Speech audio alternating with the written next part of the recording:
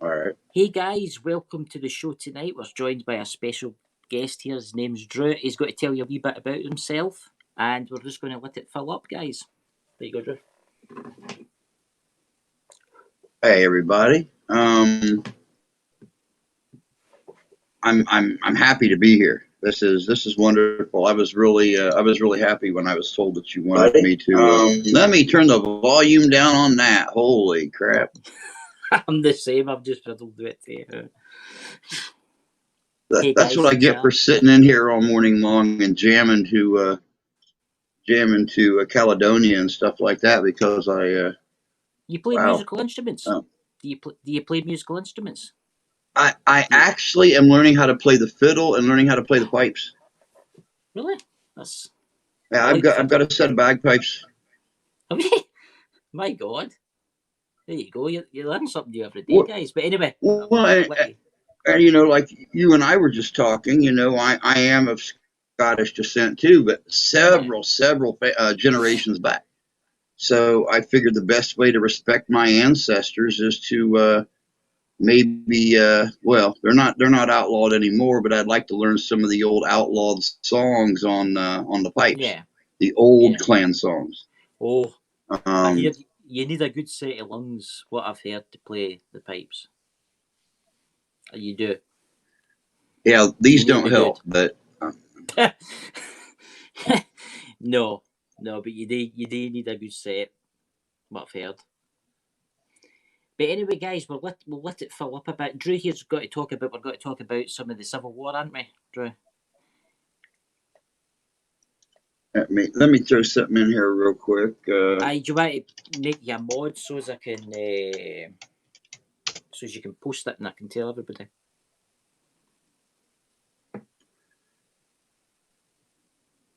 Yeah. Guys. Do you want me to talk more about the Civil War, or do you want me to talk about the paranormal stuff that I do? Yeah, the paranormal stuff and the Civil War. Just gives a mixture of stuff, because that's what it is about tonight. It is about the supernatural, and it is about, well, there will be ghosts for the Civil War, you know. I mean, the ones that Sheriff caught, you know, you seen the video of the ones running around the cannon. The ghosts running around the cannon. Well, that video went crazy when it came out over here. People were sharing that out on Facebook, on Twitter, on Instagram, on everything over here when that video came out. I've made you a mod. I've made you a mod in the chat. If you want, listen, guys. My friend here, Drew's got to be going to, is it Gettysburg?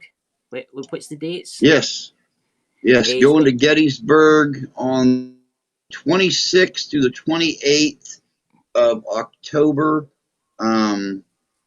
We're going to go out there. I want to do 2 video series while I'm out there. I actually want to do one on the history of Gettysburg and one on the haunted history of Gettysburg. But we're going to be out there for biggest part of 2.5 days, and that's like the biggest investigation that we've done since we started. Hey, Misty Cat. Hey, Misty Cat. Listen, guys, we've done. Maybe give a wee donation. He's popped his link out there if any of you feel like it. You don't need to if you don't want to, but it'd help him out because he's got to be going to do the thing. Yeah, I'm not a big YouTuber yet. I've only got a little over 1,500 people, and I messed up somewhere setting up my channel and my AdSense because I'm not getting any of my super chat money or anything. I've been collecting super chat money since May. I've got almost $500 sitting there, and they say it's set up. All I ever get is my AdSense money. So I'm trying to supplement. I figure one of these days I'll get smart. I'll have something will happen and I'll figure it out, and it'll be like really great. Then it'll be like Christmas. But until then, you know, I've been going around. I've been trying to help or trying to find some help financing this trip. My whole paranormal crew is going out with me, and I've got 3 Gettysburg tour guides out there that are going to show us around all the places we need to go. Well, you've got So, money. I mean, you'll have money for gas, and you'll have money for staying in hotels, and it'll be quite expensive, all that kind of oh stuff. yeah, yeah, it's $80 some a night for us to stay out there, and my friend Mark, he's the one flipping the bill to drive out and drive back. I want to be able to help Hmm. him out and meals Hmm. and things like that. So, Hmm. Hmm. Oh well, right. but Let's start talking about the supernatural stuff you do. How did you get into it? How did this all start? How did you get into this? that started off as a hobby.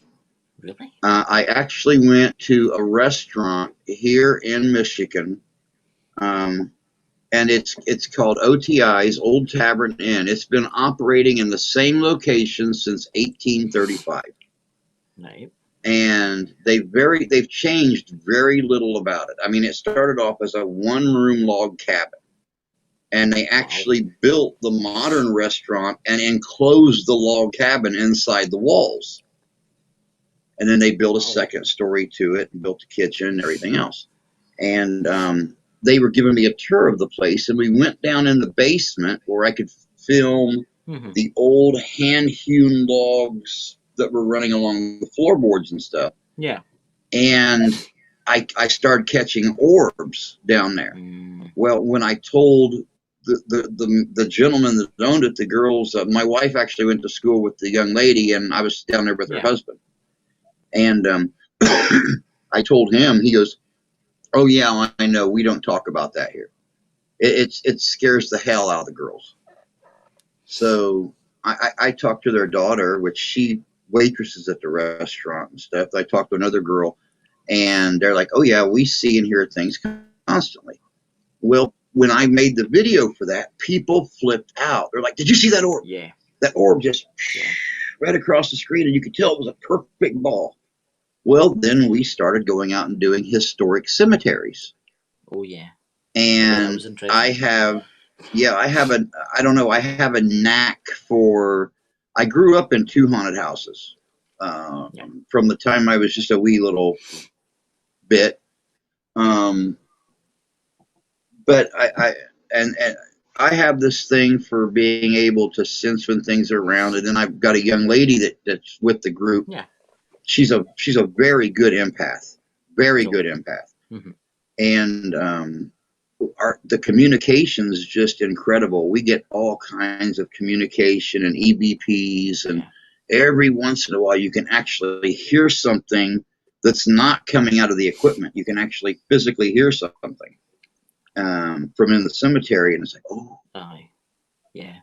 And it went from being a hobby and a one-time thing to being a once-a-week thing where we're constantly looking for brand new places and cemeteries and Civil War soldiers and Revolutionary War soldiers and the War of 1812 and French and Indian War and whatever we can find.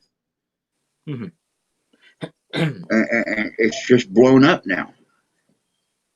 Yeah, I mean, what would you say is, have you actually ever seen like an apparition, like say somebody walking through a wall or that kind of thing? We have seen shadows. Yeah. We've never actually seen anybody that looked. Hi, Hatchie. Sorry Hey, guys, Hatchie. I'm too bit. I'm looking at the camera. I'm not looking over here at the It's all right computer now. screen right now. Have a it's laid back this show. It's laid back. Chill. I grew up in one of those households when you're talking to somebody, you're looking them in the eye when you're doing it. It's rude to do this. It's hard for me because I'm looking down because I'm modding the chat, but I'm also looking at the other chat, and I'm trying to look that way at the same time. That's what I'm trying to do. Yeah. Whenever I'd look around when I was younger, my dad would smack me in the back of the head. So I got to that point where I stare right into somebody's eyes now when I'm talking to them. But we see shadows, we hear sticks breaking. We hear humming. The other night, a couple members of the group actually heard voices out in the woods. It's around here. It's the cemeteries, but that's the main reason. When I found out I had the chance to go to Gettysburg, 51,000 plus people died in 3 days. Now, I know that at least talking to my friend Alan over in Corby, England, they don't do a lot of teaching about your history. I mean, they touch on things like they do here. Yeah, but I'm gonna give you guys some numbers really quick. In Gettysburg, 51,000 plus people died in 3 days. Now, I'm gonna pick the last really big battle that I know of where you're at, Culloden Moor. Yeah, 1,550 to 2,000 people died at Culloden Moor. Culloden Moor was about 1 mile square, a mile by a mile. The Gettysburg battleground was 17.75 square miles. Wow. It was the entire town of Gettysburg and all of the rural area. And at Culloden Moor, you had 7,000 Jacobites versus 8,000 Royal Army. At Gettysburg, there was 160,000 people that fought. Now, granted, the post history was a lot different after the battle. Here, the men just went back home. There, people had to stay in hiding. Entire families had to stay in hiding because the Royal Army was going around just slaughtering anybody that showed the white rose. So they were in hiding until they had a chance to scatter all over the world. Here, they had a thing called the Reconstruction era, where they rebuilt the South, they rebuilt the North, they rebuilt the people. There, they outlawed Gaelic, they outlawed the tartan, they outlawed reading the Bible, they outlawed everything. I mean, speaking Gaelic or wearing a tartan was a hangable offense. Oh yeah. Here, everybody just went back home and had to suffer through. Yes. They didn't get to scamper and scatter. With black people, it was a lot different because, yes, they got their freedom after the war. Yes. But then the people in the South had to learn to live with them as an equal. And the people of the North, most of them still considered them a half a person. They weren't even really considered to be a whole person. They were considered half human, half animal because of how they lived in Africa. So, I mean, those are just some numbers compared. And I mean, granted, the battlefield of the Confederacy from the northern states and the southern states, that was a lot bigger land than, all of Scotland. I mean, I understand that. I think most of Scotland would pretty much fit just in the state of Michigan. So I didn't actually know how big the battle of Gettysburg was. I actually thought it was smaller than that, but there you go. See, everybody's learning something today. 17 miles, my God, that is some distance at a battlefield.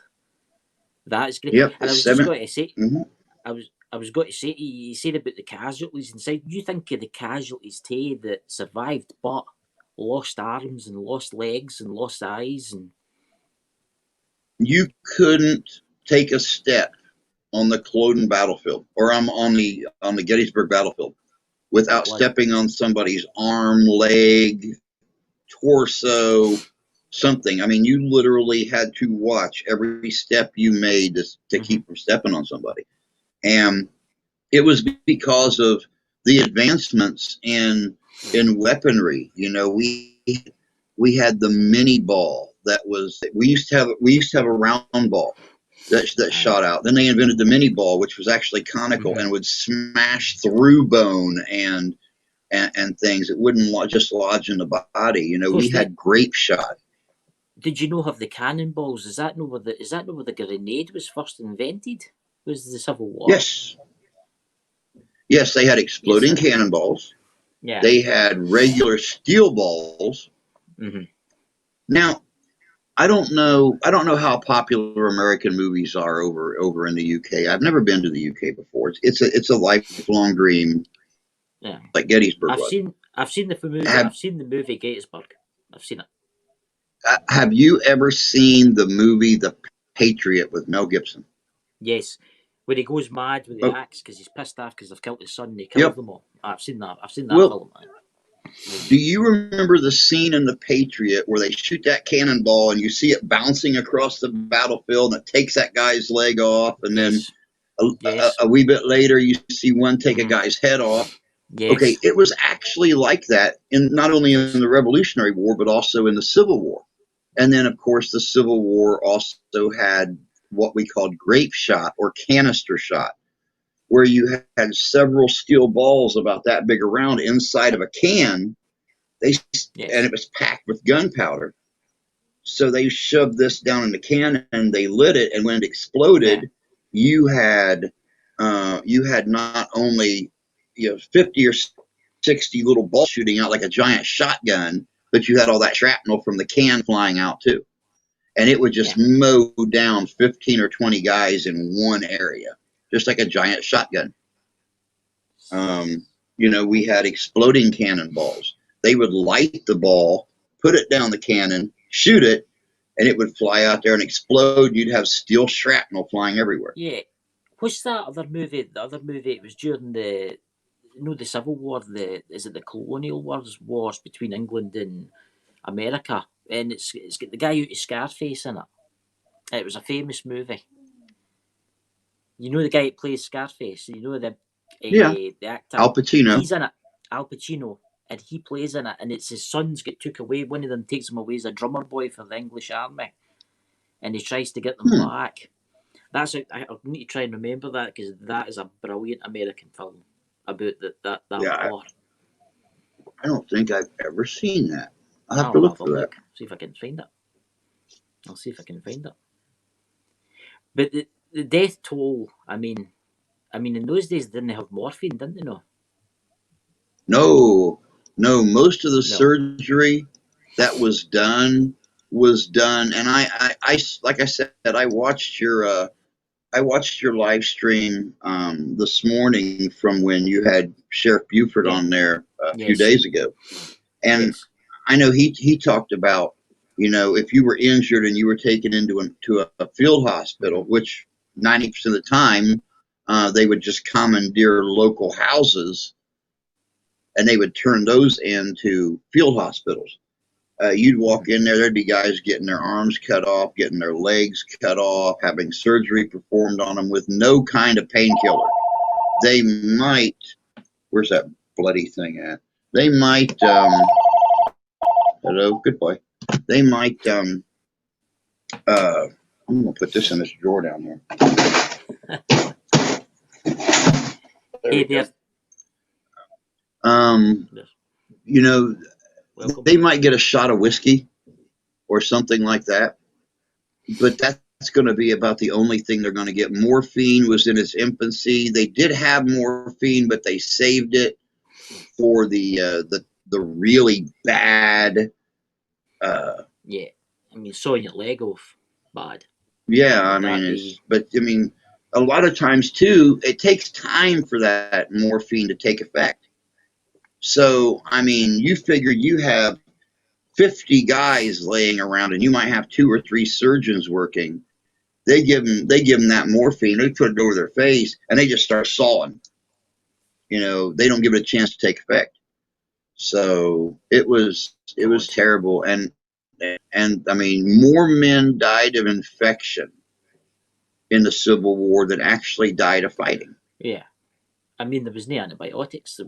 Antibiotics didn't get developed until what was it, the late 1940s, 1930s. Mm-hmm. Yep. So you think of the gangrene that. Oh yeah. Yep. Yeah. Gangrene was usually the Killer. Was usually the main. Yeah. Yeah. Even if you survived the initial battle, the gangrene would have killed you a couple of weeks after it. Oh yeah. By the time it gets in your bloodstream, and you're pretty much already. You're pretty much already gone. I mean, even before the wound starts to get black, and you start to see the lines going up from the wound. Yeah, it's already in your bloodstream into your heart. Did they know you used to use maggots to treat that? Yeah, some doctors did. Believe it or not, if you're ever out somewhere, mm-hmm. if you're ever out somewhere and you get hurt, do not wipe away the maggots. As flies land on your wound and they start to lay their eggs and the eggs hatch, those maggots will actually eat away at the infection and stuff. Yes. They will keep it fresh. Yes. So people think, oh, maggots, yeah, you always see those on dead things. Well, yeah, because they eat away dying and dead flesh. Aye. I know. I mean, you don't get a maggot on your arm and it eats your arm off. As long as you're alive, and as long as the skin and the body is alive, they won't eat it. They only eat the dead stuff. Well, I actually know somebody that was in Afghanistan in the war, British Army, and he lost his leg, and it got infected, and they actually treated it with maggots. Sorry, Starshine. Oh, is that? Sorry about that. I'm about to. Oh, sorry about that, Starshine. That movie, by the way, I was going to tell you, is called Revolution. Revolution. I've never heard of it. You need to watch it. It's a brilliant movie. It's a really good war movie, but it's about the American Revolution. Yeah, I'll definitely have to look for that. But I mean, just thinking about all those poor soldiers that died. 17 miles. I mean, that must have been. That's ridiculous. And it really is. It's hard to fathom. Yep, people just don't. They can't conceive 51,000 plus bodies laying on a battlefield in one area. But yeah, it was like carpet. I mean, there were so many bodies. And it wasn't only people, but it was horses. It was livestock. Hey, Mary. It was terrible. I mean, it literally. And the really bad thing about the war, the way it worked, was once the fighting was over, you know, a lot of times they took these injured soldiers in to these people's houses. They were treated. Yeah. And the ones who couldn't just join back up with their units and march on were left there. Mm-hmm. So you had injured and dying and already dead that were just left there for the people to take care of. And it literally took months to burn and bury the bodies of the soldiers and the horses and everything. And that whole town reeked of death for months. I mean, were they buried on the battlefield itself? Or some were buried on the battlefield, yes. My friend Mark S. that does all of my he's my research historian with Living Histories Mysteries. And he and this last video we done last week, I had Mark and Christy and Lee McGinnis, who was visiting from Maryland. And then we had our new guy, Andrew, who just joined up with the group. But Lee and Mark have both studied to be tour guides at Gettysburg. And then they both have another friend out there who's also a tour guide out there. But yeah, they all know where there are bodies buried at the battlefield, all over the battlefield in Gettysburg. People are still, whenever they build garages or put in a pool or something, they are still finding I bet there. Bodies, parts of bodies, weapons, just all kinds of stuff that was buried there. And then the towns slowly start expanding over it. That's what I was just about to say. I bet they found a few cannons digging it up. It's great. I don't know about cannons, but I know guns and knives and bayonets. Yeah, they're unearthing human remains, animal remains, and weapons constantly.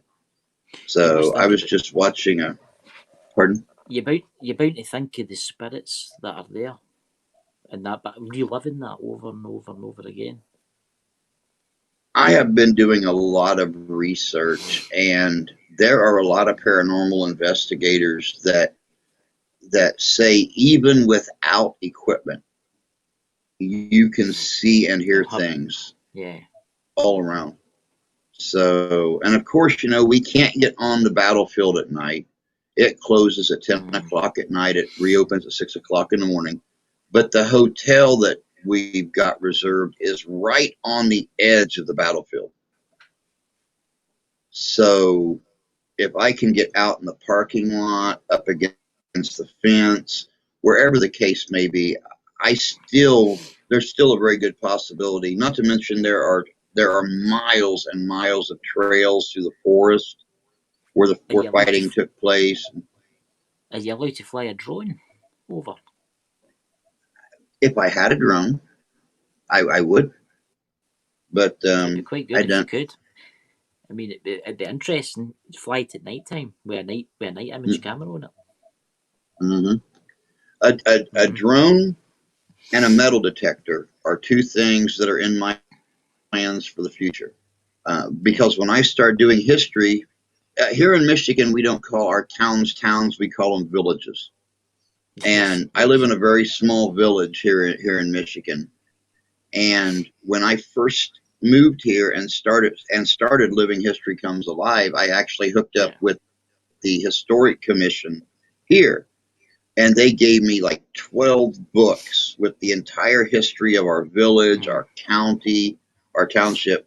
And one of those books is all of the maps of the original homesteads.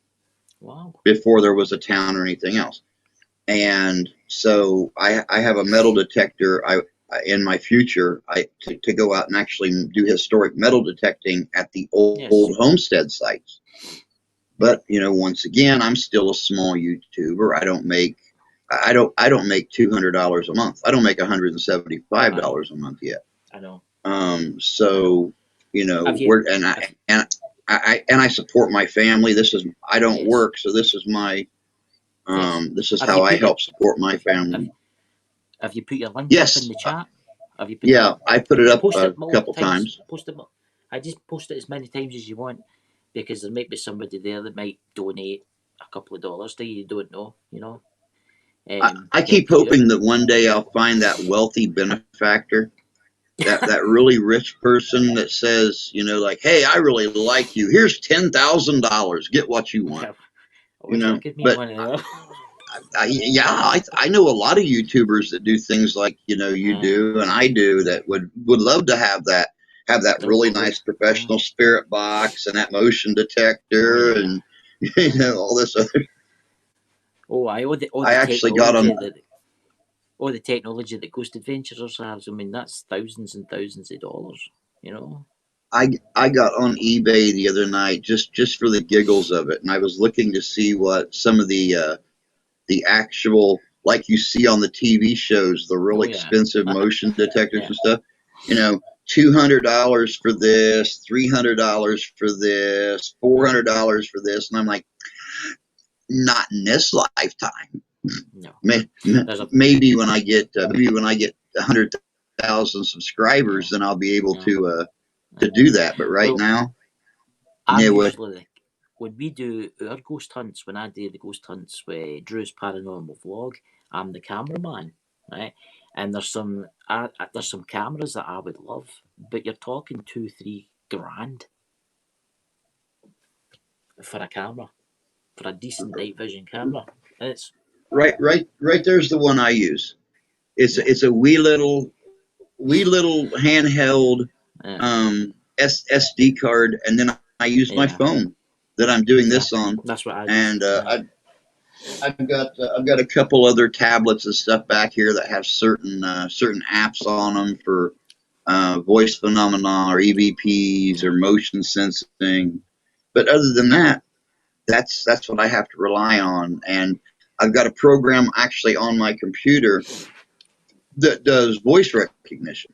And that's Yes. how I figure out my EVPs a lot of times is I'll Yeah. run the EVP through the program and it'll start picking all the words out. Yeah. That's not just chatter. So Any multi-millionaires in the chat, please donate to the Living History Comes Alive.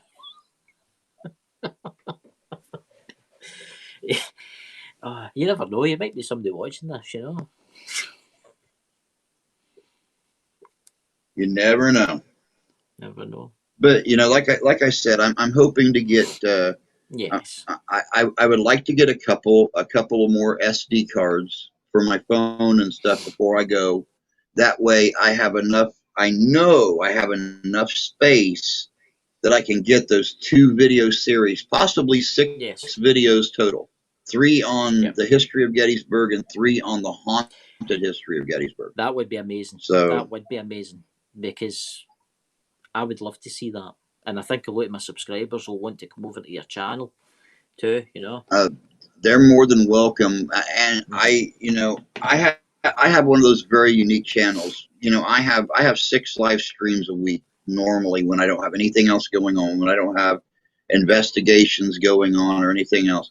I do every morning and every evening on Monday, Wednesday, and Yes. Friday. And I look at our group as a family. You know, Yes. when we have personal issues going on, we're always there to have that, to give those comforting words, that support. You know, we do Christmas card exchanges at Christmas time. Anybody who wants to get involved in it, you know, it's. I've never believed in content creator subscriber. Yes. It's family. Yes. So The and 98%. that's 98% of the people in that chat there, I know them personally on Facebook. I've talked to them, and it is a family. I've met so many people in from Mary's group with Lunar Eclipse Paranormal. I've actually been sitting here kind of watching the chat go up, and I've recognized several people. You know, Beth and Misty and several of them in there. Lunar there's getting off a good channel. She's a very nice person too. A very Mary talented is person. awesome. Talented in the sense with the spirits. Yes. You know. Dinner. Today is actually my daughter's 12th birthday. No, I'm fine, love. Is it? So she's having her little sleepover. So we opened presents and stuff before the live stream, and I got me pizza that she just brought in. So I got like 3 12-year-olds in here running around now. So it's going to be a real fun evening. That'll be fun. Oh yeah, it's always nice having little girls around the house. Yay! They scared the hell out of me, man.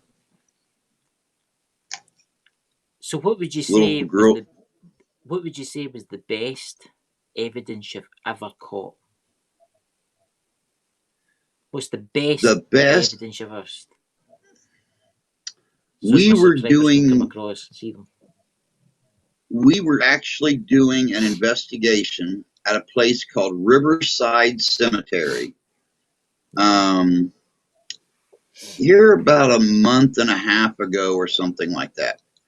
And Christy and Mark had taken off walking because they had seen something moving in the south part or in the east part of the cemetery. Yeah. So that left Christy's son and me at the mausoleum we were looking at. And this is a very prominent family. They were very wealthy. They owned a wood burning stove company in the turn of the century. They helped to fund the local hospitals, things like that. And we were sitting there, and I had like the spirit box out. I was talking, and I was getting good little responses. But I walked back behind the camera, and I was talking to her son. And very faintly on the camera, you can hear a very guttural growl, real light. And then we had two eyes that you could see through the bars on the mausoleum. And they blinked, and then they faded out. Good. Never did understand it. So Mark, since he's always got his phone in his hand, he's always researching, even on site. Yeah. You know, we keep getting the word 9 over and over again. And I'm like, how many people are buried here? He said, there's 7 in there. I said, why is this damn thing keep saying 9? So he went up there with his flashlight and he looked, there was 9 tombs, but only 7 of them were occupied. So, I mean, Riverside was like the really big one. Another one that's very convincing was the last one we did, Morris Chapel and Cemetery. We did it last week. Right. And Andrew is a member of the Masonic Lodge. Right. And we come across a Masonic grave. Well, he's real smart about this. So he starts talking to this Mason as I'm recording, waiting for him to actually respond like a Mason would respond. Yeah. And he did. Yeah. He did. He actually responded in the way that a Mason would respond. And he didn't respond in a very well-known response. It was a response that only a high-level Mason would respond in. And, you know, he just kind of turned around and he looked at me like, he didn't know what to think, because so, you know, when we get things like that, it's pretty much a gimme that it's you're actually talking. What do you think the thing with the red eyes was? Would you say a demonic presence? I don't know. I don't know. That's because that's usually that's usually what people would associate it with is something demonic. But nothing. I mean, nothing happened to any of us. Unless we it was were just right there. Playing a prank. Very possible. You know? Very, very possible. You know, you just never know. Let's give them a scare. But you think about the big battlefields. You think about the I put that are there. I really honestly don't know what to expect. I've never heard of anything demonic happening at Gettysburg or Antietam or Shiloh or Chickamauga or anything like that. But that don't mean that it won't. That don't mean it's not there. I've just never heard of it happening. So you really honestly, I have no clue what to expect when we get out there. I've heard the things like that. I did, you know, I did tell the guys, since I am a big historian, I've been doing historical reenacting for 30 years. Yeah. You know, I just turned 52 years old on Thursday. And, happy birthday. You know, thank you. For 30 years, I've been doing this, and I've never been to a battlefield. My mother, my sister, they did not get into history. So when we took our family vacations, we always passed by the historic places and went to all the cute little girly places. So I told the guys, I said, if you want to see me like you've never seen me before, have your camera on me when I actually get on my knees and put my hands on that battlefield. I said, I'm probably going to bawl like a child. You will see tears running down my face because I will be able to feel that pain, and I'm going to be touching a place where 51,000 people died, and it's just it's going to be overwhelming. Are you got to take some reenactment clothes with you to maybe trigger the spirits? I actually might take something. I've got plenty of them hanging back over here. Wow. So I might. I'm for my birthday this year. Christy, that's on the team, actually ordered us T-shirts. I told him before we went, I wanted to look somewhat like a real group, a unit. So she actually ordered us Living History's Mysteries T-shirts, and had them delivered here on my birthday. So I mean, we've got the little buffalo here, huh? Can you imagine wearing like an officer's jacket? And maybe the spirits will think, oh, there's an officer. Yeah. Because I know people that have done it. It's possible. Yeah, it's very possible. I mean, you never know. You don't know how a spirit's going to respond. There might be a spirit that thinks, oh, good, there's an officer. Can you ask him if China helped finance the South with gold? I have never heard of China helping to finance the war, James. I've never heard anything about it. It's very possible. Help them? Do you think the British helped them? Pardon? I know you were saying about the British selling them stuff, but do you think they maybe helped them, tried to get their money back? And see that before we actually start streaming, we were talking about that a wee bit, and the British, they were smart.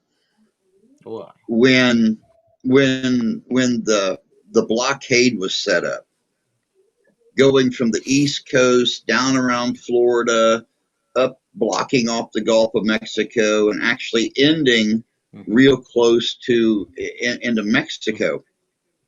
They made it so the normal slow sailing ships couldn't get through the blockade of ships. So England and Scotland started producing these really cool, flat-bottomed, fast ships. It's basically, they were the predecessor to what we know today as a yacht. Yes. I mean, I know they have yacht races and stuff over there. You know how fast those things can go. Oh, yeah. Well, that's what England and Scotland were producing. So they called them blockade runners because they were so much smaller and so much faster than the big ships. And what they would do is they would go into like Virginia and they would pick up finished product and they would sail back to England or back to Scotland somewhere. Then they'd leave and they'd go down to Nassau in the Bahamas, and then they'd start going northwest and they would blow right through the blockade before the ships could drop their sails, figure out where they're going. They would unload their cargo to the Confederacy. They would pick up the raw product, cotton and tobacco, whatever the case may be, and they'd shoot back to the blockades. They'd fly right as these ships were coming in to chase them. They'd fly right back past them, going the other direction. and then go back to England or Scotland. They'd, drop off whatever monies they made in the transaction, then they'd take the raw product to the north. And they did this during the entire length of the war, just constantly back and forth. And these blockade runners, they were like modern pirates. They were making a buttload of money. Mm-hmm. Yeah. So, I know they helped them that way. Did they not have? Did both sides? I'm sure both sides had them. Were they not like battleships? They were like these big floating barges, and they had steam powered, and they were like cannons. You know what I'm talking about? I can't remember. They were called ironclads or something like that. Ironclads. Yeah. Yes. They were like a. It was like a barge Yes. with an engine. Yes, they were like great big barges. They had steam engines in them, and great big boilers and stuff. And they came about later in the war, but the war actually started with sailing ships. And it was then they come across they developed the ironclad, and it was it was a lethal weapon. So, I mean, not only did they have the steam-driven motor, but they had cannons all over them, and they were armored, so cannonballs could bounce off of one location on a ship. And it was... I actually watched something on YouTube about it. They actually built, just to see what would happen, they built like the side of like an ironclad, and they got a cannon, they put a cannonball in it, and the cannonball would ping, it went right off the side of it. That's serious. That was in the chat. Is anybody get any questions? Would anybody like to ask him any questions? Hey, Mark. There's old Mark S. That's my research historian right there. Hello, Mark. Welcome. He's the guy that does all the research on our cemeteries. He researches the individual soldiers we find in our cemeteries. Everything. He's long-winded as hell. I mean, he'll talk your ear off. But in that long-windedness, he drops so much information. Mm-hmm. So, as far as I'm concerned, he could be as long-winded as he wants to, because I could never be happier than having him as my research historian. There you go. What's that, Drew? Drew's Paranormal? Where's is the link, Chris? What link's that? I think they're wanting your link up there, by the way, your PayPal link. Oh, here we go. I'll just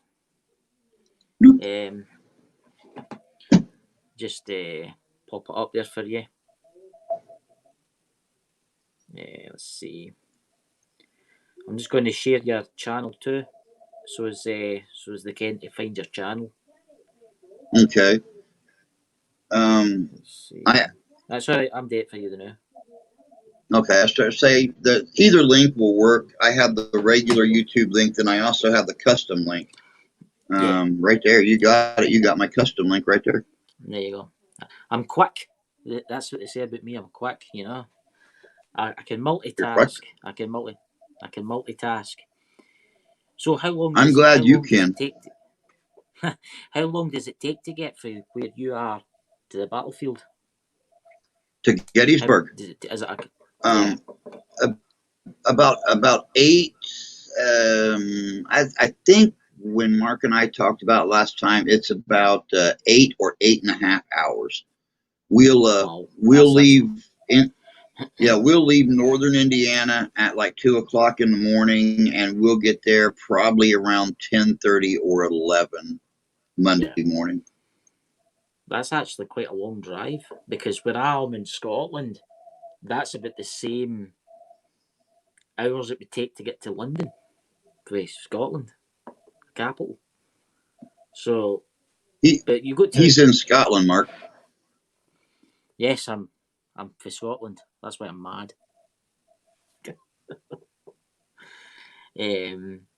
Remember, guys, post your links, please, and please, could you visit his channel, give him a subscribe, and maybe click on his PayPal, help him out on his journey, and you might catch I mean, that that one the sheriff was showing, that video was quite amazing. The one with the soldiers running around the cannons. It'd be good if you could capture something like that. Oh, I will feel like I've really, really accomplished something huge if I'm able to get something like that. Yeah. And It's a that's shame you're not allowed in at actually, pardon? You're not allowed in at night time, are you? Are you allowed to go in You're at night? not allowed on the battlefield between 10 p.m. and 6 a.m. Really?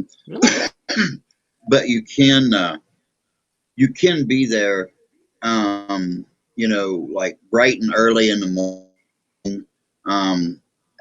Like Mark's talking about being there, like about 5:45 or something like that. But that way. Also, a lot of times, and I've seen this in a lot of videos.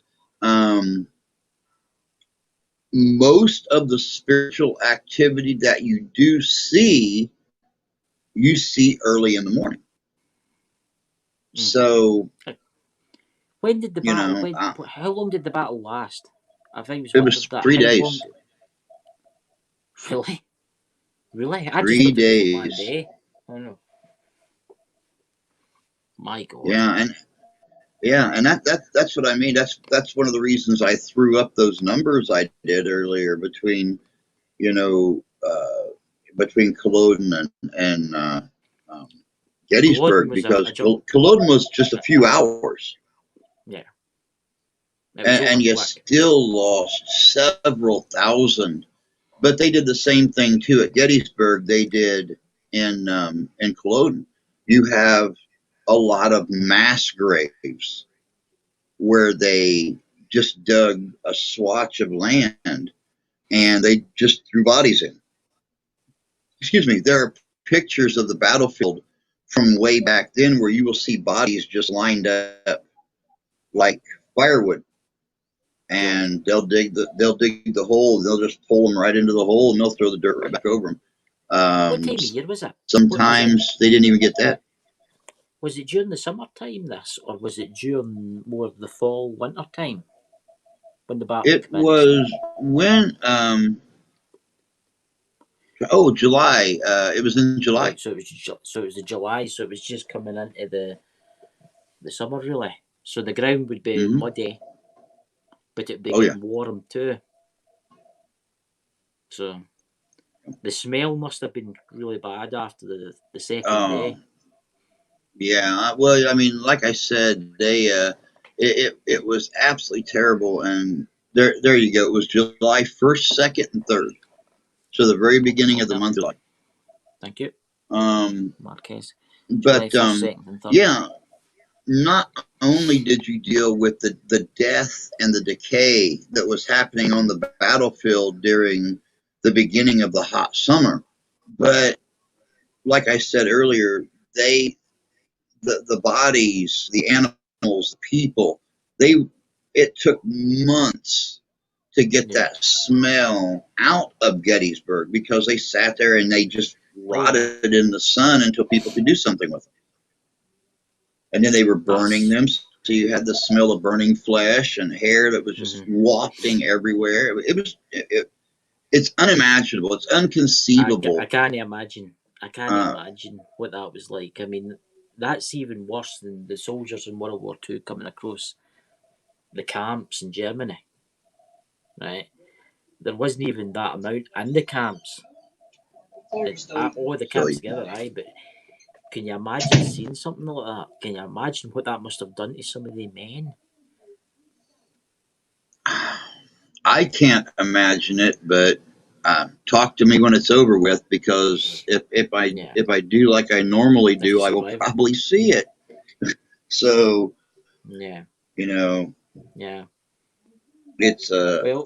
it's going to be terrible. I mean, it's going to be wonderful, but at the same time, it's going to be a life-altering experience. It's got to be sad, because if you feel what they felt, as you think of the brothers, the fathers, the uncles that have And They thought that's they were the going to win. hardest part. That's one of the hardest things for people to conceive. I mean, like I was saying before we started the live stream, I had family on both sides of Culloden. Yes. I had some that sided with the Bonnie Prince, and I had some that sided with the Royal Army. And I can't imagine clansmen fighting one another like that, the same clan. But here, in a lot of our wars during the Civil War, or a lot of our battles, we had brother versus brother. We had father versus son. We had cousins. We had best friends. We had, and like I said, earlier, I had family on both sides of the Civil War. One of my grandfather's direct ancestors was Emory Ellsworth, who died. He was the very first man to die. He was the leader of one of the Zouave units. Yeah, And he was the very first man to die.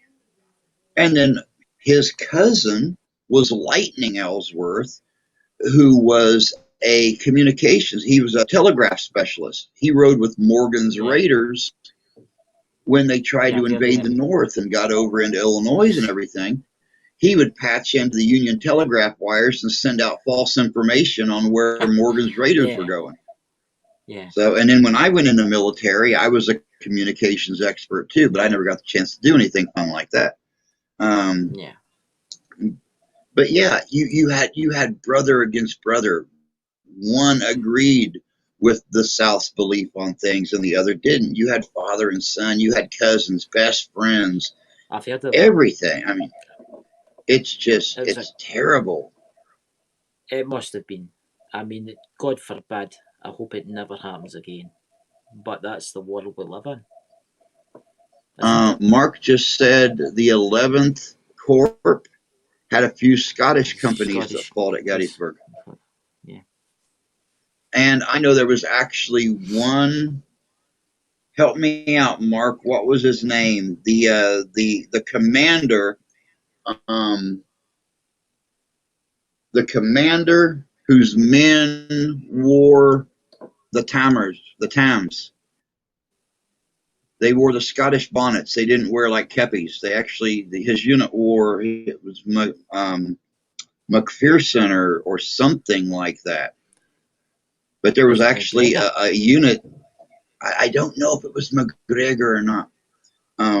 It may have been McGregor. I don't know. Yeah, I know there was a Scottish unit that their commander was Scottish, so all the men wore the bonnets. They wore the tam o'shams when they were in battle. They were recognized by the Scottish bonnets. So I'm just looking it up the new in Google. I'm really quick at these things. What we got here? Thank God Lincoln had only the 79th Regiment. In fact, the Union Army posed several.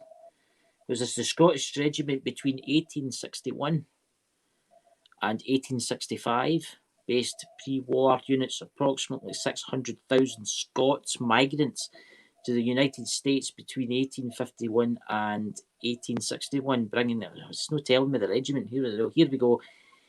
Lincoln's there. Here we go. Here's this.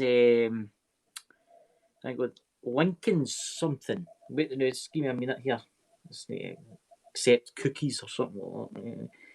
Right, here we go. Approximately 600,000 migrants to the United States between 1851. So that's the Scottish came to stay in America. I'm not reading all of this because it's quite a lot. The Massachusetts, New York, Jersey, Lions, South Carolina, and Tennessee. But let's see, where's the regiment? Highlanders of the Union. That must be it. In Chicago, Illinois, the Highland Guard, commanded by Captain John MacArthur, wore the regular old style with the red fork coats. I'm trying to find out what their name is. Why is it going to show you pictures? That's what I wanted. Pictures. There we go. There's one of them. There's one of them there. Okay. Right. The 79th muster era for the war. The 79th increased the size of 895 officers in 1861. Am I in the right time for the Civil War here? There's in there. There's when McDonnell, the army's being pronounced. There's one of them.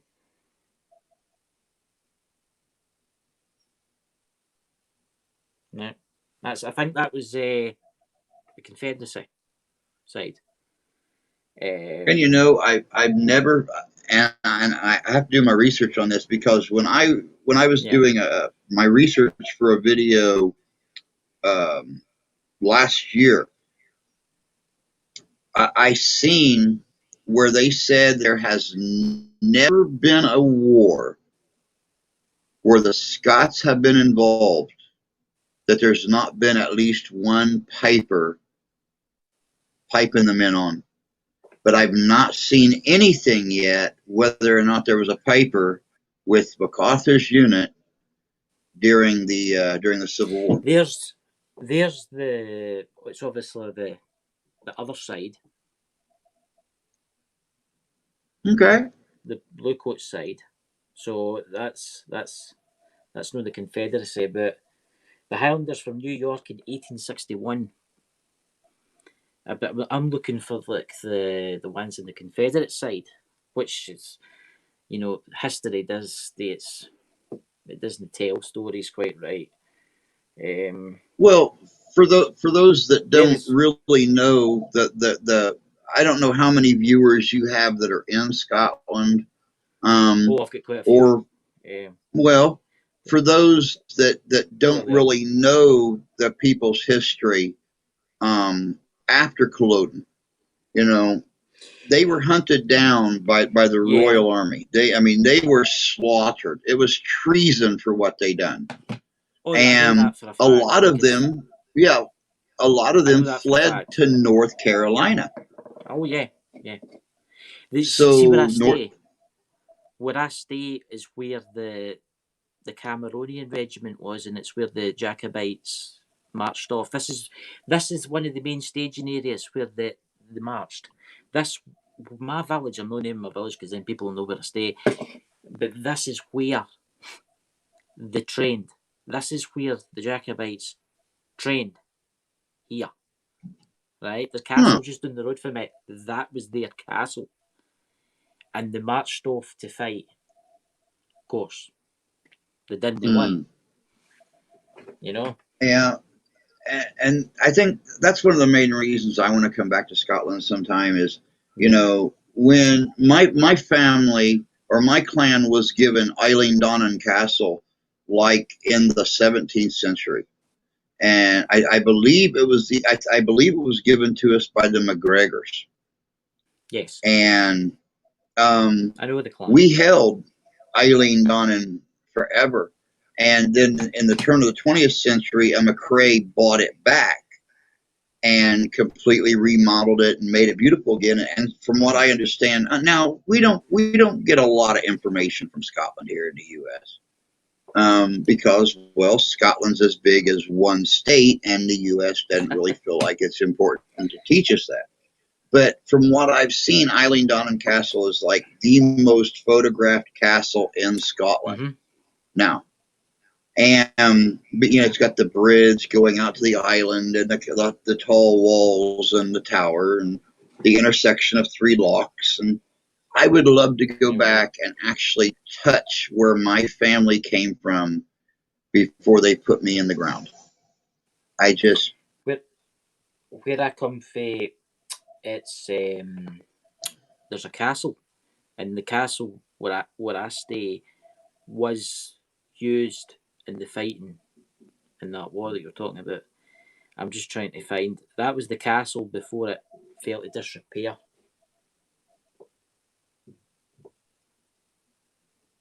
Okay. That was took in the 1930s before it collapsed, right? Because it's things now, but where I'm from, it's quite a famous village. But if I tell where I'm from, because then folk will ken where I come from, if you know what I'm saying. Yeah. So it's I'm where I'm trying to read what Mark just put here. Where does Scotland start? From Glasgow or Edinburgh? I think they're both pretty much right in the middle of Scotland. I think that's the beginning of the Highlands. No, you've got right. I'm like 60 miles from Carlisle. Right, that's the border between England and Scotland.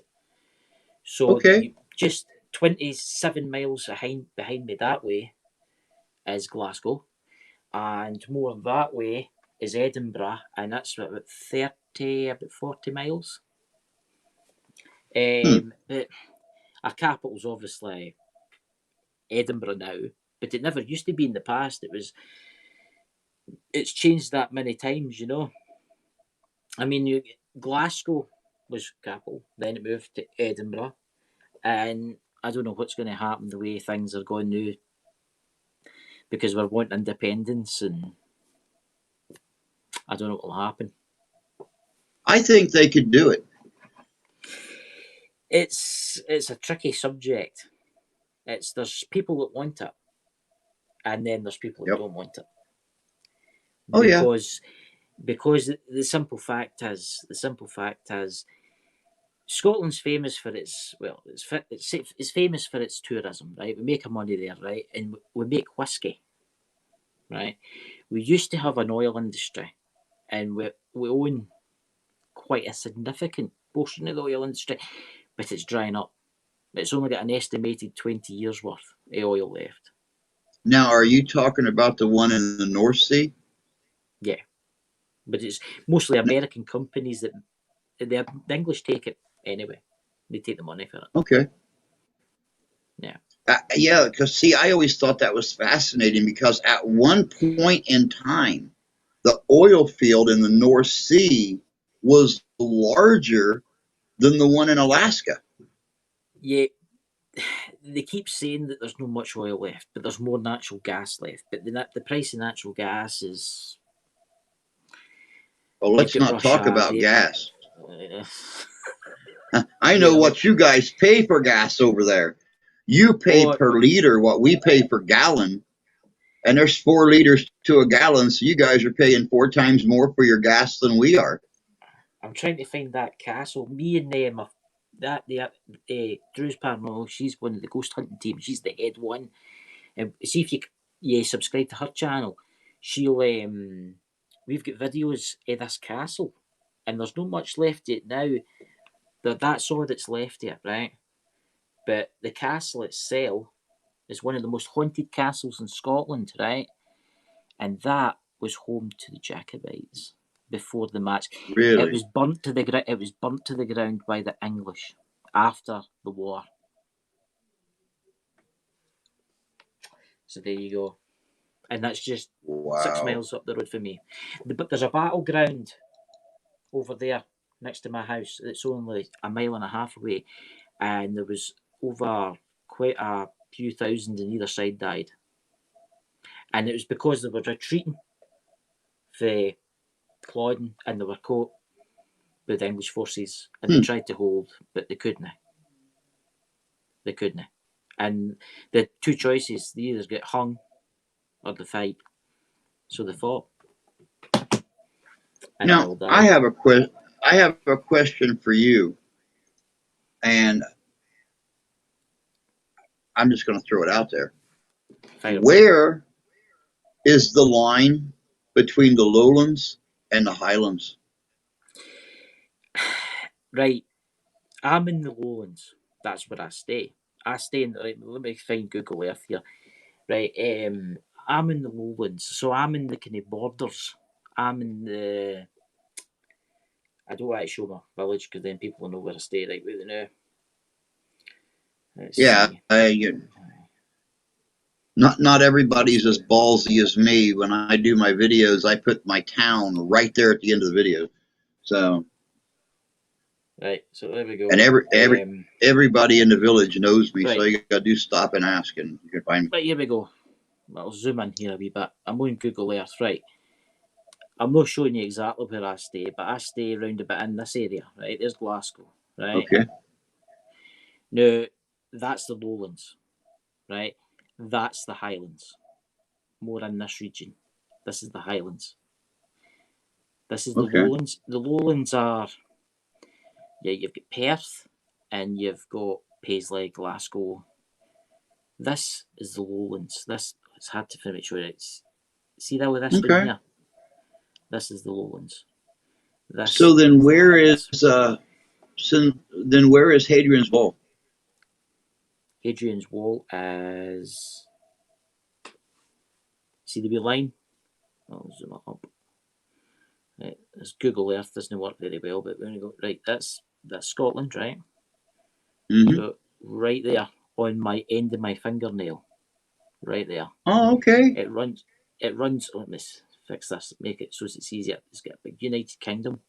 See where the top of the I would say, let me zoom up. There you can see it. There's a place called Kildare Forest, right?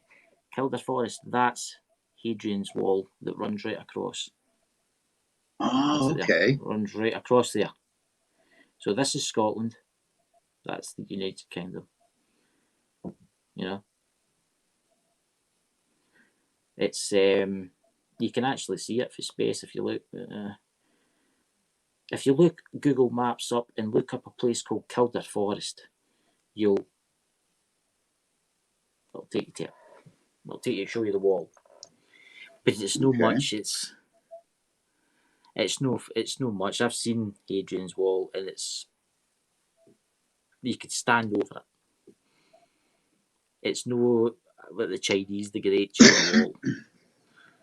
There's nothing there anymore. I mean, I'll show you this. This is an easier place. There's a place to look up, right? See where the water comes in. This is Carlisle. You've got, right, this is Dumfries, and there's Carlisle, right? Carlisle is England, right? So, Carlisle used to be a Scottish town until they fiddled about with it. So we've got Carlisle, England, Scotland, England, Scotland. You see the wall? It shows you like a little white lines. Yeah. Mm-hmm. That's the Hadrian's Wall. There's nothing there anymore. There's nothing. Mm-hmm. There's nothing, guys. I mean, it's nothing to be spectacular. There's when we anymore. when we learn about it over here in America, they make it sound like it's still this wonderful creation from Emperor Hadrian that's lasted for all these centuries. And it's like I've seen pictures. It's like a wee pile of stones in places, and it's right. It's hard to believe that wall, has been beaten down like that, but yet there are still works that were created back then that it looks like. Look. It looks like somebody's garden wall. That's what it looks like. That's exactly what it looks like. Yeah. There's nothing anymore, guys. It's not like the Great China Wall that you can see for space, It says what it is, but I don't know what's going to happen with the independence of Scotland. I don't know if we'll ever get it, but we'll find out. It'll go back up for a vote sometime soon. I don't know. Well, this kind of stuff that's going on now, I don't know. But there was a battleground near me, and a lot of the soldiers died there. They had two choices: execution or fighting. And I think it was a slaughter, what I was told. They no way they couldn't retreat because we're getting fought for every side. So, is anybody get any questions, guys, in the chat? I've not looked at the chat for a minute, so I'll have a quick read. Yeah, most definitely. This is like a real treat for me because it's like I said early in the live stream. I have a friend that lives in Corby, England, and he's originally from Edinburgh, and when he comes here once a year and visits for about 2 weeks, and he works for the Royal Mail. He's a health and safety inspector for the Right. Royal Mail. So he gets a lot of vacation time, and he wasn't able to come this year. So my Scottish schooling is suffering this year because I wasn't able to sit and talk to him. So, I'll need to it's friend you on. I'll friend you on Facebook, and I can share some battlefield images with you that I've got. yeah, most definitely, because I love Scottish history, but I don't get the chance to really do anything with Scottish history. So I made Living History Comes Alive more American history. Yeah. But I'm fascinated, like the Battle of Stirling Bridge. Yes. When you watch Braveheart, Oh, aye. that is not how the Battle of Stirling Bridge was. You had a wee bridge. You could only get like 2 or 3 people side by side crossing that bridge at a time. And Wallace was very, very smart. He bottlenecked them. Of course he did. He was killing them as they came across the bridge. So instead of getting across the bridge 3 wide, you could only maybe get through 1 wide. And they just kept killing and kept killing. And then they start forcing everybody. When you come off the bridge, the river comes down and swoops like. Well, they start bottlenecking them and pushing them all down towards the river, and they had no place to go. So I think things like that, things that happened there are so fascinating. I mean, all those centuries ago, here was this brilliant tactician.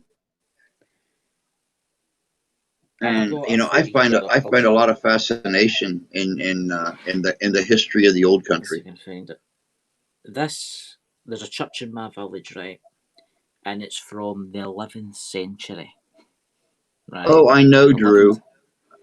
I know. There are so many lies in the movie, and it really disappointed me when I found out there were a lot of lies in the movie, because when they were making the movie, it took them so long to make because everybody said, well, he wants the history to be perfect. See this church? This is just down the road from me, right? This is not far. It's like a 2-minute walk, right? Oh wow! That church is nearly 1,000 years old, right? Now, the story goes, you like this? The English before the battle at Culloden, right? The soldiers are in there. The English soldiers, they're doing their praying and all that stuff, right? The Scottish comes along, right? And think, oh, all the gentlemen, what do you call them? Like the people that are in charge were in there praying, soldiers, officers, and they thought, let's get them, right? So, being the English gentlemen that they are, they left their stuff or their weapons outside the church. The Scottish went in there and cut every one of their throat and hung them upside down. And that's the story of that church. That church has got a knight. There's a knight buried in there. I became the man with his armour, right? And he fought in the Holy Wars. And his heart is still in there in a big box. And that church has got stuff to do with the Knights Templars. I thought that was the church. I thought that was the church. I was looking at it, and I thought that church looks very familiar. That looks like the Templar church that has the catacombs under it. No, this is just there's a kind of easier view for you, right? Let me show you. It's got a clutch tower and all that, but it's been added to through the years. But look at that, right? They were doing there is catacombs underneath, right? And they had to fix it. And there's a stone coffin from 1100s, right? Now, there's the people that are buried in there are knights. The guy that in there is like a knight that fought in the Crusades in Jerusalem. And that was to do with the Templar Knights. It's beautiful inside. Yeah, I've still to take my friend Andrina into it, show her. Now, that's another thing about that really fascinates me about the history of, and you know, I very seldom ever call it name. I always call it the mother country. When the Templars were disbanded and supposedly all hunted down and killed. And Friday Well, the 13th. Yeah, like the 13th century. The Masonic, the Masons, Yes. in their writings, in their sacred writings, it is noted that the Templars were not hunted down and killed. They bled in to the Masonics, the Masons. They now have Templar Knights in the Masonic ranks. I've got friends. My grandfather was a Mason. Yeah. You get two different types of Masons. You do know that you get two different types of Masons, don't you? Mm-hmm. You know that, don't you? You get this. Get the Scottish Rite Masons, the originals, and then you get the Freemasons. The Scottish Rite Masons are the Masonic Lodge in my village is the oldest Masonic lodge in Scotland, and it's old. It's the very first one that was ever built, and they say it's. I don't know. I've never been at because I'm not a Masonic Mason. I'm not one of them, but I don't really know. So. Yeah, we actually have a Scottish Rite temple, one of the largest in Indianapolis, Indiana. Not very far north of the center of the city. But yeah, we have a Scottish Rite, and it is absolutely beautiful to walk into that place. Yeah. Yes, to walk into that place, you actually feel like you step back in time 800 years. I mean, 600 years. I mean, it's beautiful. Everything is cherry. Everything is marble. Everything is. It's different now. I know people that are Masons, right? And you get different types of Masons. You get the Masons that stand guard. You know the ones I'm talking about. Mm-hmm. You get the Masons that stand at the door that don't let MD in, right? And they've got swords, right? Mm-hmm. And they're like knights. They're like guardians. They're like knights. Because I know people. Yeah, they've showed me their swords. They've showed me them, right? They're not that secretive, right? But then you get the 33 degree, but you also get a higher level. The higher level is Templars. That's what I know. But to become one of them, you need to have a lot of money. A lot of money to become one of them. Oh, yeah. Yeah. But my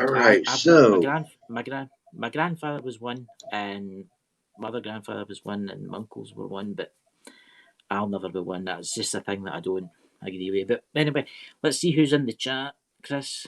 Oh, there's Drew. Is that Mr. Cat? Yeah, that's what I was just looking at. See who all was here. See if anybody had any questions. Hey, come on, guys. Any questions? There's Drew's paranormal vlog there. There's one of my ghost hunting buddies. You should go to her channel to watch her ghosty videos. I do the podcast and she does the ghosty shows. Yeah, I actually saw Drew on your the stream you had with Sheriff Buford the other day. I seen Drew pop up down there at the bottom, and I've seen Drew in Mary's chats and stuff, and I remember when I started joining Mary's chats, everybody's like, "Oh, we got another Drew," and somebody said, "Yeah, but this one's a guy," and I seen Drew, and it's like, "Oh, there's Drew." I'm trying to find. There's a photo on here that I've got, and it was near the Bartley Clod, and it was. I'm trying to find it. When I was up there no long ago, I'm trying to find it. It should be here somewhere. I actually taken photos of the whole area. But Mary you and Mary Wales, has seen the Scottish temple, the Scottish Rite Temple in um, Indianapolis. yeah. Let's see Of here. course, you get the women's version too, don't you? You get, is it the Eastern Star? Or is it, what is it called? You know what I'm Yes, talking about? It's my grandmother was part of the Eastern yeah, Star while my grandfather was a yeah. Mason. Yeah, so was my aunties. They were all Eastern Star. That's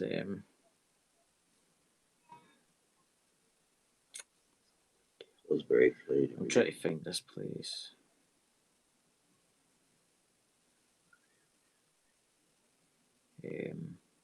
I've got thousands of photographs of like colliding and stuff like that. So if you friend me up on Facebook, I can send them over.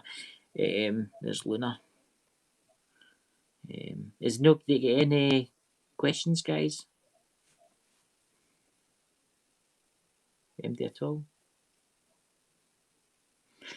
I'm dying to get back out ghost hunting again, but we can't go ghost hunting because of this virus. Everything's locked down. Yeah, now And see, that's just they're not that strict here. not strict We here. go out together almost every Monday evening, weather permitting. Now I can't actually say that because we've been out in the rain. Um, but I miss going out ghost hunting. I mean, I loved going out ghost hunting with my friend there, Drew. She's there. Me, her, our daughter, a couple of other people, and we can't get out because of this thing, and it's getting ridiculous now. You know, that is, it's getting yeah, ridiculous. I know that. Just talking to my friend in Corby, he said they were looking at, and I've also got followers, Living History Comes Alive family members that live in Wales and things like that. Yeah. and they've told me that they're starting to get real strict on things again. They're talking about new stay-at-home orders, and you know, we've to wear masks everywhere we go.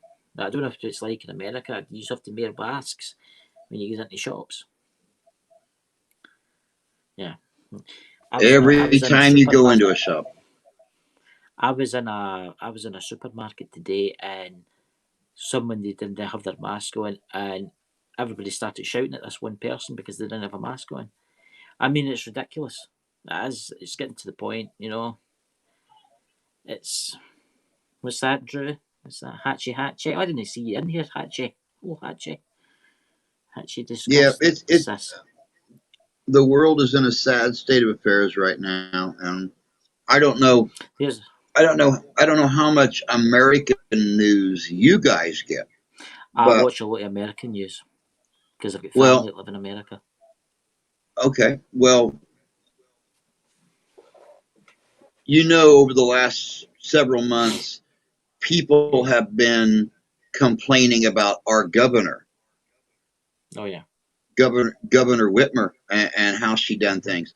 I just found out today that the FBI arrested 13 people yesterday who were planning to kidnap her and torture her and possibly kill her.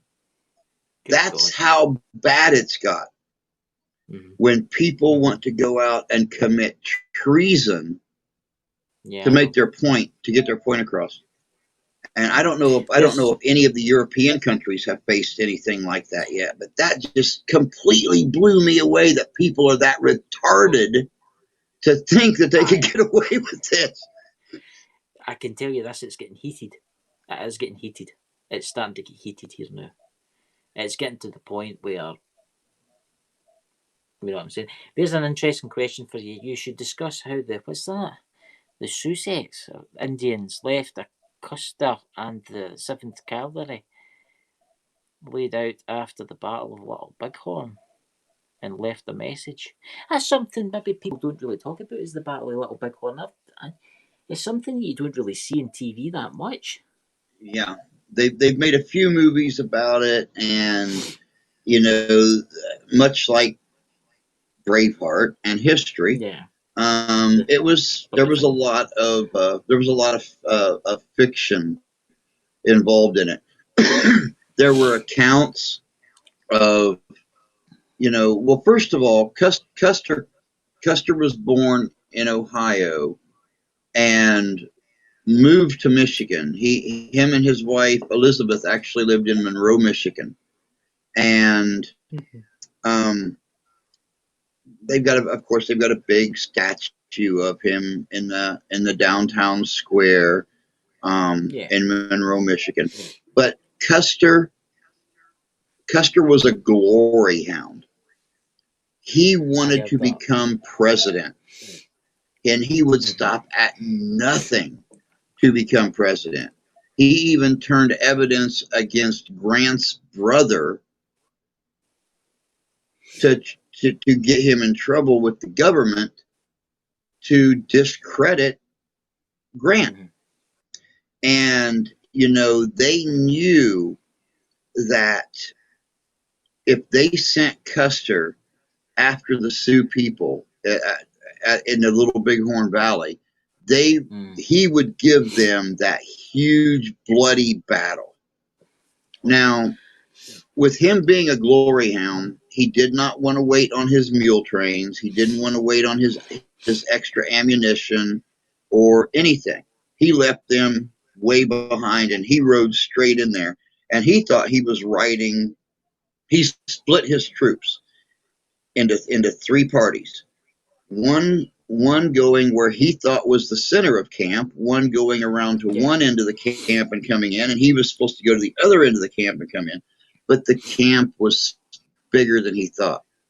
Yeah. There were 100,000 natives in that encampment. That encampment was over a mile long going down the Little Bighorn River. So what he done is he split one group and they came to the end. Another group came in here and he rode right into the center of camp. And they came at him from all sides. And when, he said, like Hatchie said, how they left them laid out. The Sioux people, God bless them. I love the Sioux people. They had a way of getting their point across. If they believed if they maimed your body in this world, it would maim you in the spirit world. In the afterlife. So, Custer and a lot of the government officials, they would just straight up. I'm sure you've heard the saying before: speaking with a forked tongue. Yes. You're speaking like a snake. You're telling lies.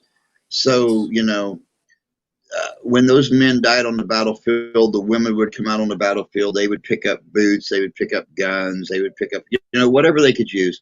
Some men, they would cut their fingertip off so they couldn't pull a trigger anymore in the next world. Some of them would cut the back of the legs where they couldn't get up on a horse, or they would cut the arms where they fall and they'd poke them in the ear to unclog their ears so they could hear their lies in the next life. I mean, it was just, and when the relief party came in, like the day after the battle, and they found them laying there, like oh my God, they mutilated them. Well, they got their point across. They left them sprawled out, their bodies glistening in the sun, But they took guns, they took holsters, they took horses, they took coats, they took everything off those bodies that they could use. Battlefield pickup, and they left them laid out. So as a message. Yeah, I bet they were slaughtered for what they did. Oh, I bet the U.S. cavalry, a lot of people don't realize this, but the entire 7th Cavalry was not killed during the Battle of the Little Bighorn in 1876. Was it not? So there was No, they were survivors. not. In 1890, when the ghost dance was starting, which they believed would bring back their native ways and the white men would vanish off the continent. The 7th Cavalry was who rode in and slaughtered like 300 unarmed natives at that battle in 1890, and it was that was now in the early 1980s, the 7th Cavalry actually issued a formal apology to the native people, but at that point in time, the 7th Cavalry was predominantly Native American. So, and then of course you've had presidents like Reagan and Obama, and that have actually issued apologies and enacted things like Native American Day, but yeah, it's the government. There was a lot of killing. It's the same with all wars, isn't it? I mean, there's a lot of that goes on, slaughtering the innocent, and that's what caused war. One of the big things about Custer was the fact, like I said, Custer was quoted at one point saying that he felt for them, that given the choice between living on their land or being pushed on a reservation, he would want to live like a wild Indian. But at the same time, this is the man who rode in to a sleeping camp at dawn's first light, which is where he got the name Son of the Morning Star, because he would always ride in at first light. And he slaughtered an entire camp of sleeping. His orders were kill the warriors, bring back the women and children, and the elderly. And the chief even had an American flag flying over his teepee that was given to him by the president. And he was told, as long as you fly this flag over your tent, no harm will come to your people. And Custer rode in there and he slaughtered. And if anybody's eating right now or about to eat, I'm very, very sorry for this. I really am.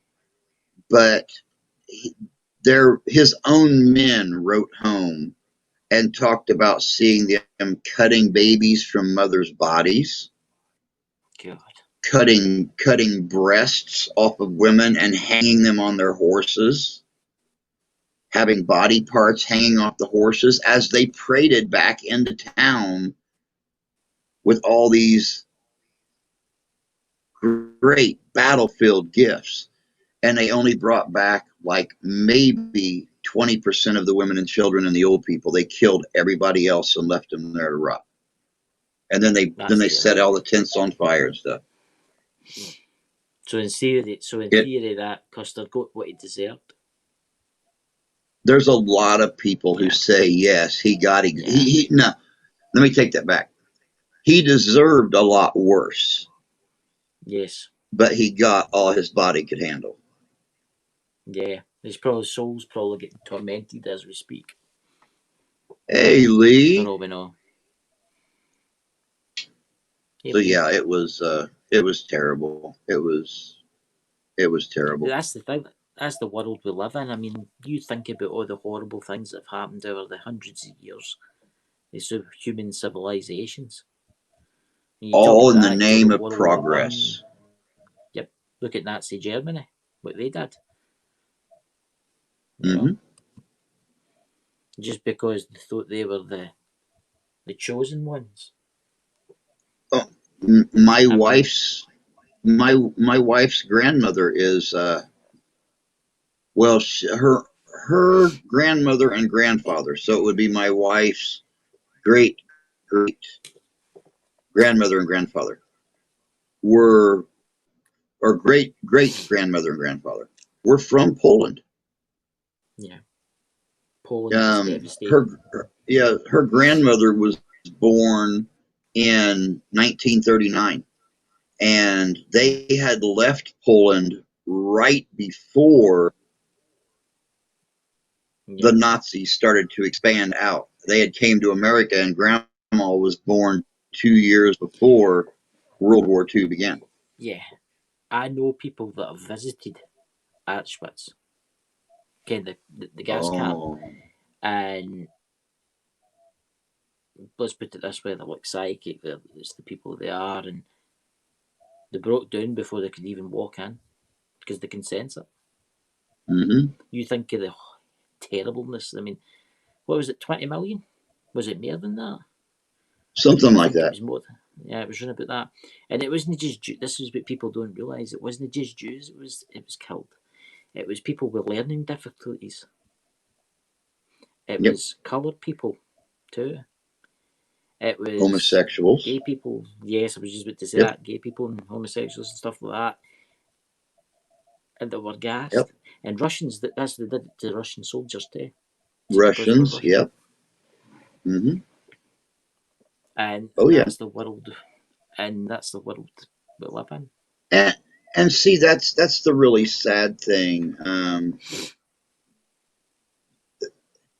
It just seems like regardless of where you're from, whether you are from a European country, or you are from Canada, or you're from Mexico, or South America, or Africa, very seldom do you ever hear of a conquering party just coming in and saying, hey, let's all live together, guys. We can survive as one people. They go in, they kill them all, they burn the body, whatever, bury them, throw them in the ocean, whatever the case may be.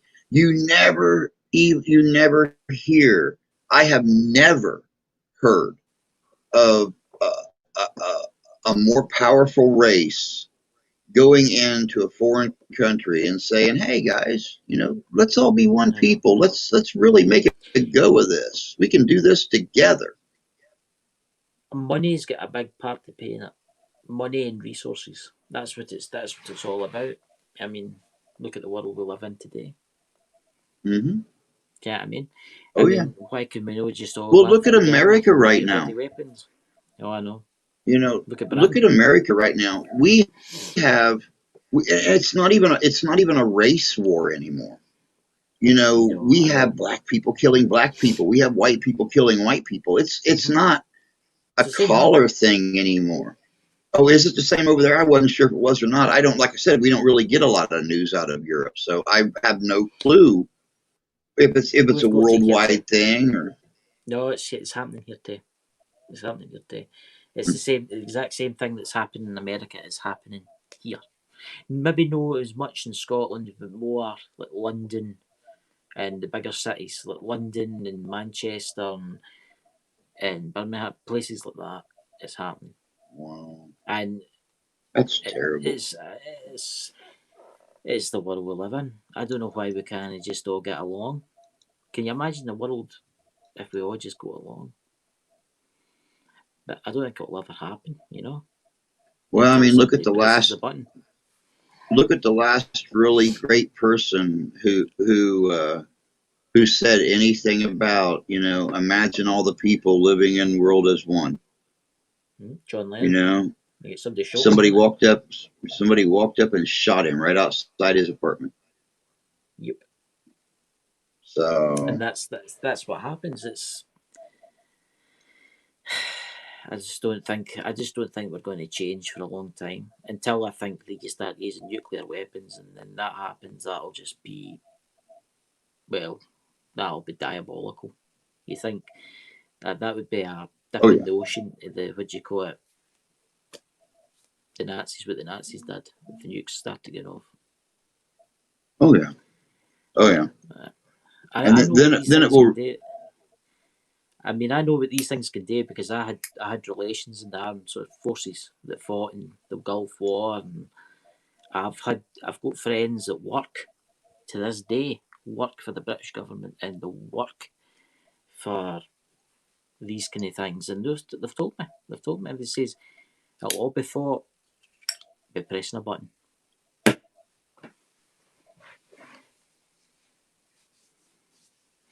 What's in the chat? And that right there, that right there is exactly why I don't vote. Do you know vote?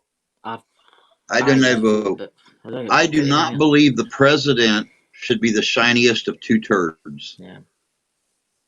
I think if we ever have a man who really stands out, who really, I mean, goes up there and he says, I don't give a shit what Congress says. I'm going to do this for my people.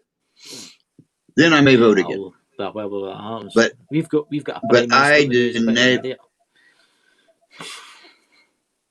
Yeah, I didn't believe that the president of this country should be the shiniest of two turds. I just don't. Yeah. I think it has to be a really super awesome, great, stand out person, and then I may vote again. Mm-hmm. So I don't complain. Yeah, I think I will too. We'll be waiting for it. Well, it's been really good having you on the night. I'll end the live stream in about 5-10 minutes, guys. Thanks for coming on, Drew. I don't think there's any. What's that, Misty? What's that, Hatchy? What's that, Misty? The war didn't end, the Nazis surrendered. It's still here and conquering. It's please. That's right. That's what the world's turned into again. The world's going back. I think the world's going back in time. All the freedoms that we got for winning all these wars are just slipping out our hands before our eyes. You know, it's in Britain you can't even carry a water pistol unless it's bright orange and it says water pistol on the side of it. You know what I mean? I've got. Hey, Marco Polo. I've got 1, 2, 3. I got 4 guns right here in the room with me. Yeah. What you got? What kind of weapons you got? You got you got the old fashioned ones, or is it the Civil War pistols? I've got one. I've got one that I carry a lot. It's a pellet gun, but it is so real looking. It does not have the orange tip or anything on it. It looks like the Army 9mm or the Army 45mm. Yeah. And then of course I've got in a lot of my history videos and in the Civil War one that I done last weekend. Y'all seen me carrying this wee little shotgun, this double barrel shotgun about that long. Nice. I call her Grumpy. I tell everybody, if you wake me up, I'll get grumpy. But she's sitting right over here, not more than 3 foot from me. I've got a friend. But yeah, I've got a friend on YouTube. His name's Tracy. And he does all the kind of old stuff, and he's got is it the Uberti they're called? It's like an old Wild West gun. They're called Ubertis. I don't know what they're. It's like the 6-shooters. Mm-hmm. Then it was like a Uberti, but I don't know what that is. It's like a gun make. It must be a gun make. Yeah, Uberti is a gun maker. Yeah, he's got quite one a of the them. best. Nice. Yeah. Mm-hmm. Yeah, a lot of people here buy Ubertis. Yeah, I think it's like a copy and original, because I think the original would be worth thousands of dollars. Oh yeah. I mean, you've got the guns that take the powder, didn't you? The black powder. Mm-hmm. I mean, they're actually in America. Am I right saying that the black powder guns are classed as basically they're not really a firearm, are they? Yeah. You can walk into a bar. Yeah. You can a lot of places, if they know you, you can walk into a bank. They're not classified as guns. They're classified as replicas. Yes. So. Mm-hmm. Mm-hmm. Yeah, I've done several parades and stuff before, and walked right into a bank and used their teller machine or made a deposit or something, and been in full uniform, carrying a musket and pistol on my side, and and they're like, oh, You No, ever get stopped with the cops? No. no. See, Especially that's what I not mean. here in my village. See, that's what I mean. You still got your freedom to have that, and that's a thing that you should never give up. That freedom. Whereas Hmm. we've lost nearly all our freedoms over here. A lot of folk don't realise it, but I mean, we can't even carry a penknife. If you've got a And penknife it's on really you, sad too that it's that way in the UK mm-hmm. because, being a reenactor for three Yeah, decades, England made the best guns. yeah. I had a Still, Brown Bess. Uh, I had a Brown Bess 75 caliber, wow. and it had the Tower of London lock and trigger and everything on it. It was the best gun I ever owned, and it was the same thing the British officers and the Jacobites carried through Yes. history. Mm-hmm. And now you guys have to you go through hell just to get I a know it's. license to have a black powder gun, let alone a modern gun. I know people that have got pistols. I know people that collect them, right? But they have to keep the guns at the club. They have to, by law, keep the guns in the club, right? So I'm talking about like Glocks and like you know what I'm talking about, modern pistols. But Hmm. the gun has to be kept in a safe, right? And then maybe about 3 buildings away, the ammunition's kept in a separate safe, you know. And they're not allowed to. They're not allowed to take that ammunition near the gun. They can only use it at one point. You know, it's madness. It really is. It is. It's madness, and it's. I know guns are dangerous, right? Guns are dangerous, right? But see if you came to your den with them, and you're no like a raving lunatic or whatever. You know what I'm saying? I think they're safe, but We have a common saying here that guns aren't dangerous. People wielding the guns are yes, dangerous. yes. I've done You sit around videos. and it's going to kill him. Yeah, I've done videos where I've laid my gun right there, and No, yeah, um, yeah, I lay my gun right on the table, and I yell at it, "Shoot me, damn you! Shoot me! no, You're supposed to be dangerous. You're a cold-blooded killer. Shoot me!" And the damn thing no. just lays there and looks at me like I'm stupid. I know But by God, I because picked you get I picked stupid that people. thing up and boom, boom, boom, boom, boom, boom, boom. It's all in the hands. It's a tool. It's like a hammer. Yeah, A gun, yeah, a gun is like a hammer or a screwdriver. Either you're going to yeah. tighten a screw with it, or you're going to stab your neighbor in the eye. But I if you was lay that talking. screwdriver down, I was talking to someone once that knew a police officer, right, in the mm-hmm, US, and he retired no long ago. And when he first joined the US police force, I don't know where it was. I think it was Alabama or something like that. But he never used his gun once. He pulled it out, but he never yep. once fired one round.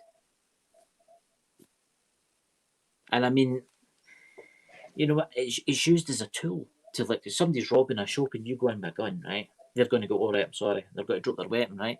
But if you run in there with a baton and they've got a gun, well, And you've see, had it.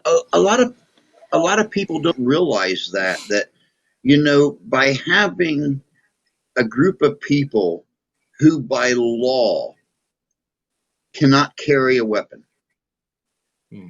you have and these people obey that law and they don't get Mm-hmm. guns. Well, the bad people aren't going to obey the laws. No, they don't. They've got them. So you're basically Oh, saying, yeah. okay, me, my wife, my children are now Yep. targets Yep. because I can't defend them. Or this poor little old lady that works at the gas station down here where I stop and buy my iced coffee every morning. She's now a Yep. target for that bad person that decides he wants what she has Yeah. And all it would take would be for you to have that on your side to be able to protect her, or be able to There protect was your a wife or your children or your elderly neighbor or something else. there was a And case these are the over here responsible where people. there was a case over here no long ago where a guy broke into a family's house. Right, it was a farm, and it was in Scotland, and the guy broke in, and they had knives. The two guys had knives, and the farmer came down the stairs with a shotgun. Farmers have got shotguns, right? And he shot one of them. Didn't kill him. Didn't kill him. Wounded him, right? The other one ran away. Who got arrested? Yeah, The the farmer. farmer. The guy with the You know, knife that threatened here his wife held it to his throat, got off. here you will have police officers who will tell you, Yeah. shoot below the waist, shoot him in the Yes. knee, shoot him in the ankle, shoot him in the leg, whatever. Don't Yeah. aim for a major organ, Yeah. and you're okay. Yeah. Then but now here in America, because of all the freedoms we have, that person can go to the hospital, go to jail, get out of jail, and sue you Yeah. for all of his hospital bills and stuff. So now you have a lot of police officers that say if somebody breaks in your home, shoot him in the head, shoot him right there. Yeah. They can't sue you after that. And it's Yeah. self-defense because they were broke in your home. Mm-hmm. We've not got that here. You're not allowed to self-defence. You're not allowed self-defence in this country. If somebody breaks into your house, you have to lock yourself in a room and phone the police. That's your option. Now, That is your option. one thing about your country, what about swords? You can't have You're swords allowed to either? have them. No, you can't carry them outside whatsoever. Unless you've got a reenactment licence, I think it is. And they've got to be, now let me think about this. See modern swords that you buy off of Amazon and eBay. See if they're blunt, Mm-hmm. you're allowed them in your house. But see if they're sharp, you're not allowed them. They're classed as a weapon. I'm going to tell you a story before I end this. This is how ridiculous this is. Hold on If before you it's an tell your story. original, It's actually funny you said that, because here in America you can buy blunt swords, or you can buy real carbon forged swords yes, that are sharp. And the reason I ask yes, about swords is because when I first moved to this town, I become friends with our 4 police officers. Now we only have yeah, 3. But, I told them, if you ever get a 911 call for an illegal entry into my home, I'm warning you right now, they're probably going to be stuck to my door, because I found out a long time ago you could throw a claymore. mm-hmm. And when I got married, we had a Scottish wedding, and I had my basket hilt broadsword on, and my son, my firstborn, was carrying my claymore because he's over 6 feet tall. My claymore's over 5 feet tall. Mm-hmm. And I found out you can throw this claymore like a spear. Yep. So I told the police if they ever, I told them, if you ever get a call late at night that somebody broke in our house, be prepared. They're probably stuck to our door. So, well, wait to hear this. This is how ridiculous my country's got, right? And this happened to me today. I swear to God, this happened to me today. I don't use these. See the Gillette razors you buy? The Gillette razors for shaving. mm-hmm. I don't use them. I use the one where you unscrew it and it's a safety blade. You know how you get the safety blades? Sharp at either end. You drop it in and you screw it in. See to get them, I have to buy them off the internet, right? And I thought, I'm in the local town. There's the pharmacy. I'll go in and I'll get a packet of safety blades, right? So I goes in with my mask on, by the way. I goes in and I says, listen, I need a packet of Wilkinson sword safety. It's a Wilkinson sword that I use. I need Wilkinson sword safety blades, please. And the woman just looked at me as if I'd murdered the entire family with a claymore, right? I don't sell them. Those are weapons now. And I'm like, what? She says, they're classed as weapons, razor blades now. So I thought, right, I'll go into Amazon. So I went on to Amazon.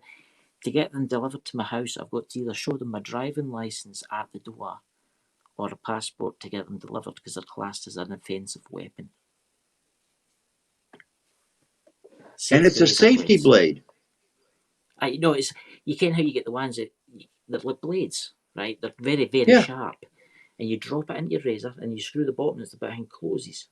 And I use any of them to shave with. I'll be doing it tomorrow when I have a shave. We sell those in America in the store, Yeah. 100 blades to a pack. You just take the little cardboard cover off of them, and you could buy a sleeve of 100 of those bloody things for like $10. I've just ordered before I come on here. I ordered them off eBay. I ordered 100 Wilkinson swords, safety razor blades for like £15 or something like that.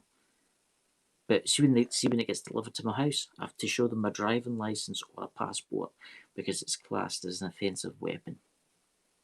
Oh Lord! I know. And that is the madness of this world. You know? Yeah. It's been really good having you on. I'll need to get you on. It's been great being here. Maybe when you come back for Gettysburg and you have some stories you can tell my subscribers, you can come back on. And I will, since I haven't figured out how to put things up on the screen and stuff yet, if nothing else, I get some really good pictures and stuff. I will send them to you on on Facebook Messenger, and you can slide them up on your screen. I can. Okay. Right, I'll just end this. Thank you for coming, guys. Catch you all later, and I'll talk to you after the live now. Right, catch you later.